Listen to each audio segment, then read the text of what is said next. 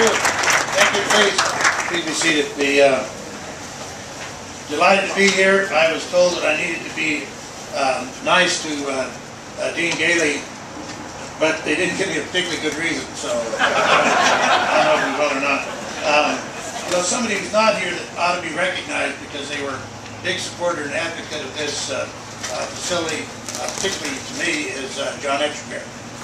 John, many of you know, is the head of the Department of Ag and developed a great working relationship with the then director, Terry Cleveland, of Game and Fish, and he was a big advocate of this facility, particularly a big advocate of the notion that there is a nexus between wildlife and the large ungulate population, and that this facility could go a long way to try to make sure that those two populations can learn to survive together. And I think it's important that we recognize that. I also want to tell you that it took me a long time to figure out what a BSL was. I mean, one thing about Dean Gailey and the people who are in this project is that they just assume that those of us who are lawyers, because we have an opinion about everything, that we actually know everything. And so he'd be over talking to them about a BSL-3 and how we had to have this and we had to have that. And it never did make any sense to me. And so it finally sort of dawned on me where we were headed when we got into a discussion about brucellosis and the fact that this state is probably going to have to be a leader among the states and a leader in this nation to try to figure out how we're going to resolve the issue of brucellosis and the interaction between livestock and the large ungulates, simply because there are no policy alternatives other than figuring out some scientific way to deal with it. You know, the feds say, look, we're not going to do anything about the wildlife in the park in terms of managing the source of the disease.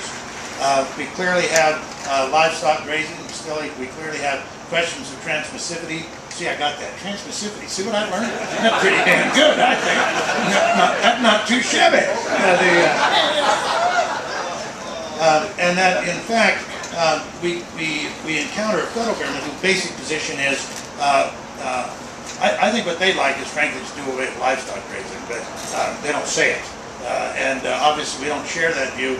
And so one of the ways that this became clear to me, the importance of this facility, is that the kind of research that needs to be conducted in this kind of a secure facility. In a facility which is capable of not only performing the research and has the capacity, the intellectual and mechanical capacity, but has the control mechanisms so that it can be allowed to go forward. And it's important that we understand that.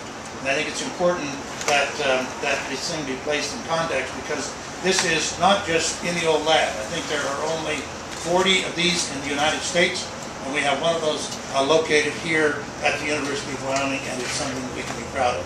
I will tell you that it has also allowed me to advocate fairly aggressively with particularly Montana and Idaho and with the feds, that we end up with a research agenda that relates to a number of these diseases, and more particularly brucellosis, that relate to both wildlife and the large ungulate population. And you can't advocate that when they look at you and say, well, where are you going to do the work?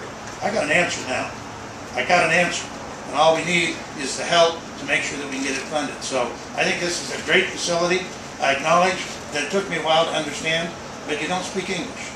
I mean, all that science stuff, Now, I'm better at it now because we have a son who, notwithstanding the fact that both his mother and father are lawyers, we have a son who is got his PhD in biochemistry. We went out to watch him defend his dissertation. We understood the part where he said, I'm pleased you're here, and an hour later when he said, thank you for coming.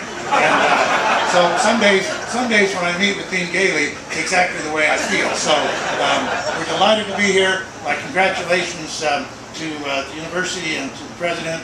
You know, when we did the Fine Arts Center groundbreaking, I commented that there was hardly a parking lot left where the president hadn't built a building, and I think he brought me to this one to show that there is one parking lot left where we need to build something. And but I want you to know it's not in this year's budget, but I have no doubt that Governor-elect me will be glad to give you money to build anything you want. I also want to recognize and add to the congratulations that's gone to Rich Cathcart and his folks. We have managed to bring these two labs, this one and the one over at the state, in on time, under budget, and with a significant amount of money that will be returned to the state treasury.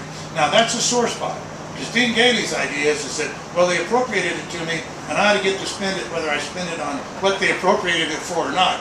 And so there's a little bit of tension, but the great thing is we took advantage of, frankly, shifting the economy. These buildings came in on time, under budget, in exactly the form we wanted.